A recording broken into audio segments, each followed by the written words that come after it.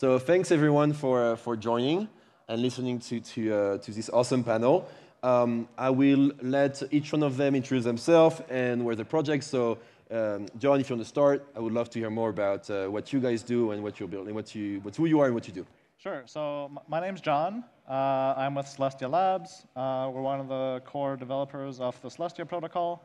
Celestia being the first modular blockchain network. It's the first modular data availability layer that's designed and that allows users, developers to deploy rollups and blockchains as securely and as easily as they could deploy a smart contract, and hopefully in the future even easier. Awesome. Thank you so much. Sreeram, if you can introduce yourself and what you do. Hi, everybody. I'm Sreeram. I'm founder of a project called EigenLayer, also CEO of Eigen Labs, the developer behind it. We are building a mechanism which allows anybody to borrow some of the aspects of Ethereum Trust Network and then use it for all kinds of other services. We're also building a service called EigenDA, which is a Ethereum-centric data availability service. Awesome. And Dan, if you can also take the mic. Hi, everyone. My name is Dan. I'm not sure. Do you hear Dan? I'm not sure you do. Yeah. Need to adjust? Yeah, I think it's better now. I think it's better now. Better? Okay. Yeah. Hi, everyone. My name is Dan Mills. I am a head of product at Avail.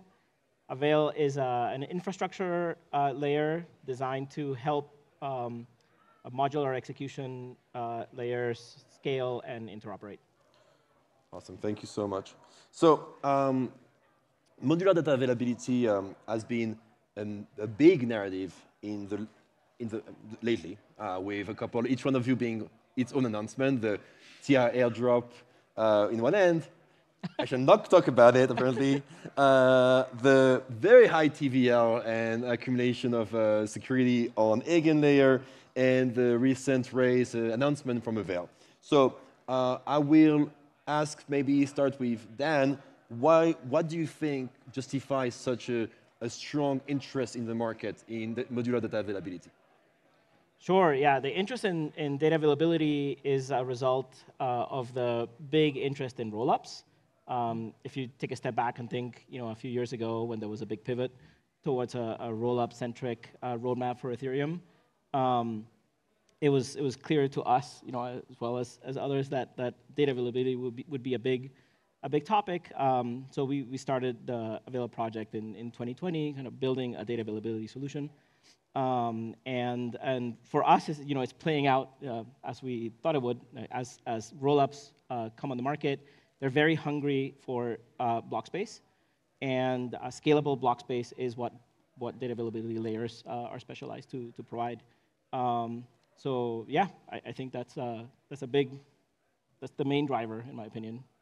And Sreeram, what's your take on this? How do you explain it? The rollup era basically offloads computation to proof systems like StarkNet, which can create these proofs that computation was done correctly. But the inputs or the outputs of the computation need to be made available for somebody else to pick up the computation or verify the computation. So that is what a data availability layer is. And the fundamental problem is if there's a lot of different rollups that want to share a common trust zone, then they also need to share a common data availability layer. Because otherwise, if you're publishing data in heterogeneous zones, then you have to add up all the kind of different trust assumptions. And that's why I think data availability layers have a certain gravity to them that helps. Awesome. And Jacob, you're the last one. Yeah, so I think I don't disagree with anything Dan or Sreeram have said here, but I guess I'll answer it from a different angle, which is that I think that a lot of the recent excitement we've seen around data availability layers, that kind of excitement started snowballing and was initiated, in my opinion, by the launch of the Celestia protocol, which I guess coincided with the airdrop, which is something you mentioned. And I think the reason that this happened wasn't necessarily the launch of a particular protocol, but rather the fact that the launching of a protocol in production that allowed scalable data availability was the first time that users and developers could tangibly see the results and the benefits of this thing that people have been talking about and have been building towards for like half a decade. Like, so the Celestia project, for instance, started like 4 years ago. EigenLayer, I don't know how many years ago, but probably something similar. So like these things, and before that, people have been talking about data availability. Vitalik has been talking about it for like half a decade. And kind of the launch of Celestia was the first time people could actually tangibly see the benefits concretely of what researchers and developers have been talking about this whole time. And I think that's when people got excited of, oh, we can actually, this thing exists, it can be used, and there's lots of benefits. Let's see what we can do next with it. Thank you. And so I have this sort of trick question, which is pick your fighter. Hey. I'm going to get, no, it's not very tricky, don't worry. It's pick your fighter. So I'm going to let you choose to make a bull case or a bear case for dataability for the next 5 years. Pick your fighter and which one you go with.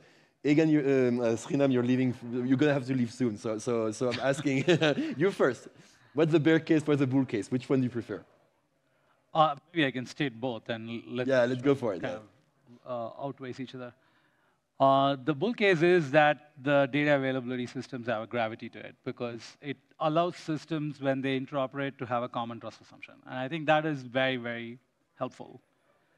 Because the only reason you would care about something like a rollup as opposed to roll your own chain or run your own sequencer would be you care about the trust assumptions. And so that basically means data availability layers have network effects, and therefore they have value. The bad case would be that to argue that nobody really cares about any of this stuff. And people want assets, and they're bridging it, and the assets live in a certain zone, and let's say that's Ethereum. And therefore, Ethereum eat the asset, accrues value, the monetary premium, by like actually now expanding its habitable zone into like millions of rollups. The DA layers, nobody cares, so they become commodity that they compete with each other down to the bottom. So that would be the bad case, where the core thing that matters is the asset and the liquidity and the settlement layer, but not so much the DA layer. And this is basically the bull case is if people care about trust assumptions. The bad case is if they I mean, that's pretty bearish statement. I'm just stating it as it is. I'm kidding. And John, if you want. Sure. So I'll go with bull, since I'm a kernel bull when it comes to data availability. No, that's easy. So I guess the bull case, and to echo what Sreeram has said here, is around the gravity, in my opinion, is around the gravity, is around the community, ultimately, of the protocol. We've seen, things like the Bitcoin community, well, I guess it was, maybe now not so much, kind of formed and has been kind of like vocal supporters of Bitcoin development and stuff. Now they're coming back with things like inscriptions. The Ethereum community, really getting together and really pushing Ethereum forward and making sure that Ethereum is the best it can be. So the bull case, I think, for any sort of protocol, and especially a data availability layer, is the community that can be built around it. A community of supporters, developers, users, core developers, and everyone. Thank you. And Dan? Yeah, so maybe I'll cheat a little bit and give you a mixture of the two. We'll see if you like my answer. But basically, I think that data availability is table stakes. Like everybody, all rollups need some form of data availability. Yeah. And so I think if you are talking about data availability as a whole, like yes, like it's going to be there in the market. Everybody needs it. Every base layer is going to be a data availability layer in some form. If you look at the Ethereum roadmap, dank sharding is all about basically building a DA layer as part of Ethereum. But I think that thinking about it as table stakes, I think means that the point of differentiation between different ecosystems is going to be something else.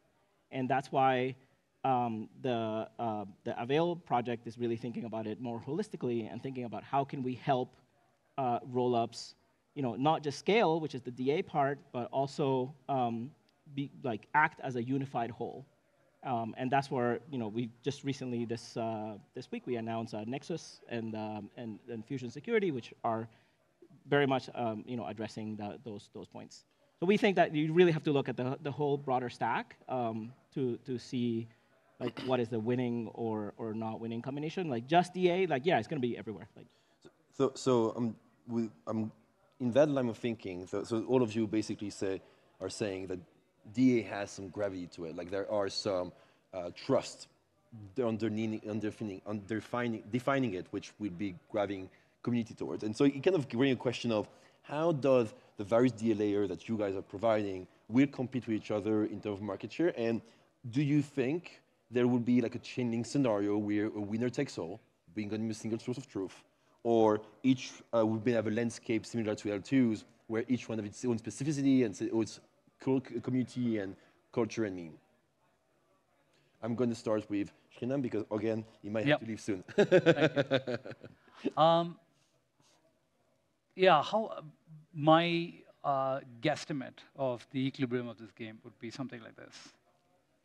So, we are building Ethereum-centric DA. So we have, firstly, don't need to do a lot of the other things that a separate chain. Like if you start from the question, what is the minimum viable chain on which people can build rollups? It's a very different question from starting from the question, Ethereum already exists, it has rollups, but they're not scaling. Can I just do something about that? And so that's the angle we take. We take a very, very Ethereum-centric approach. And what that means is, for example, in our DA layer, we don't have any consensus protocol. By not having a consensus protocol, why? Because rollups already have consensus on Ethereum, and that's their final source of truth. So another layer of consensus is just not necessary. And by removing the unnecessary, you can actually scale very heavily. So that's our approach. So if we'd be very happy if Ethereum scales, whether we are the largest DA layer or not, it doesn't matter. Because we're also building EigenLayer. EigenLayer is a mechanism that allows you to transport trust from Ethereum staking to all the other zones that are built on top of it. And to get all these zones and what we call actively validated services to build and use and deploy on these zones, it's important that they also have access to plentiful data availability. If they don't, then some of the slashing conditions of these systems may not be actuatable. And so that's our view, is we're building an Ethereum-centric data availability system. And there are other really powerful design spaces that have been opened up, like Celestia, for example, has the sovereign rollup idea that I can actually be a completely sovereign zone on top of a common interoperable system. And you're interoperable because you're sharing a consistent view of the ledger. And that could become a big community just by itself. Or Avail is taking this approach of I'm going to bring in the minimum viable bundling of ZK settlement and staked security. So these are different approaches, and it's possible all three actually do really well. I see. Maybe Dan? Yeah. So I think, well, maybe not so hot take is that, of course, our BD teams are going to be going out to rollups and trying to get them to switch to using our respective platforms. But beyond that, I think that again, differentiation I think will occur on all layers of the stack together. And for Avail, that means the combination of Avail DA as the DA solution with Nexus as the unification layer, and all powered by Avail security. And I think that brings in, it adds a lot of value, brings in people into bigger and bigger communities. We're really looking to be as open as possible and allowing this unification solution to really unify the whole Web3. So we think that's where the value is. Okay. John? Yeah, so I guess I'm going to answer your question by not answering your question. Oh, God. I apologize. God. Which is you that, should run for politics. which is I find the market has a way of surprising us in ways we don't necessarily expect. So it's hard to definitively predict if it's going to be winner-takes-all situation or a more fragmented situation. And if it ends up being one of those, if that is even a stable equilibrium, that maybe over a long time horizon, maybe it'll be the opposite, and maybe it'll cycle. Who knows? So I guess I can answer the question by how about let's go over some pros and cons of each scenario, because neither of them, I think, is strictly better than the other. So for example, in the case of a fragmented situation, or rather a competitive situation where you have multiple competitive solutions all coexisting, you have a situation where competition is there, which usually is good for the end user because competition always brings reduced costs, increased performance, et cetera, et cetera. But in this case, we're not dealing with competition for an isolated product. We're dealing with competition for a platform, and those platforms integrate with other platforms. And it's not just competition that would result from the scenario, it's also fragmentation. And then you have to worry about things like bridging, bridging assets and information messages between different chains, and that's where things get complicated. It's not necessarily like a deal breaker, but it does increase complexity in ways that competition in, say, cell phone plans doesn't bring. And then, of course, the other case is the winner takes all. It's good because it doesn't have all of these issues around fragmentation, but it's bad because then suddenly you have no competition, and the incumbent can lead to technological stagnation, which is what we've seen in Bitcoin for the longest time, right? A lot of the technology around Bitcoin has stagnated because the community thought that they were the best and they were always going to remain the best. There's no need to improve, or no need to improve at a particular rate, and that kind of leads to stagnation. So if I had to make a prediction, if you put a gun to my head and said, John, make a prediction, I would say it would go in cycles over a long enough time horizon. That's very Greek of you. Greek has a very cyclic vision of the story. So we had to turn this panel a bit shorter because Sreeram asked to leave. Maybe one last word before you go, Sreeram specifically, and then you can leave. Then run. No, thank you. Really appreciate being on this panel. If we have testnet live with EigenDA, on Goerli. So if any of you are interested, please reach out to us. We'd be happy to talk more. And I will be happy to do the connection if needed. Thank you can leave. You can leave. Thanks. Take care. Thank you. Dan, John, Dan, please, Dan. Either way, yeah. Thanks everyone for coming, and thank you for organizing the panel. Last words from our side. We also have a testnet going, and we're really on the verge of launching our mainnet in the next couple of months. So please keep in touch with all things Avail, and look forward to. Awesome. Thank you, and John. Sure. I guess thanks for having me here at this amazing event, and also thanks, Louis, for hosting us on this panel. And I guess I don't have any future announcements to make because Celestia's on mainnet. Sorry, what? Because Celestia's on mainnet. So just build. That's what you're saying? Yeah. So actually, build whatever. Yeah, whatever. No, just I think we're running out of time. I would have asked another question, which is, what kind of, actually both of you between while the Guthmann party be left, but what are the funniest things that someone has built on top of Avail on testnet or on Celestia so far? Like, the most unexpected thing that you've seen, you build using your stack.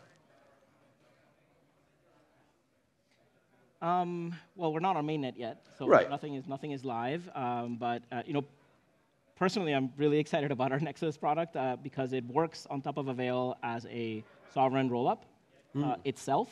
That is a ZK verifier for other ZK proofs from other rollups, and so it can do that, and it can also use data availability sampling to check that the data for those other rollups is on Avail.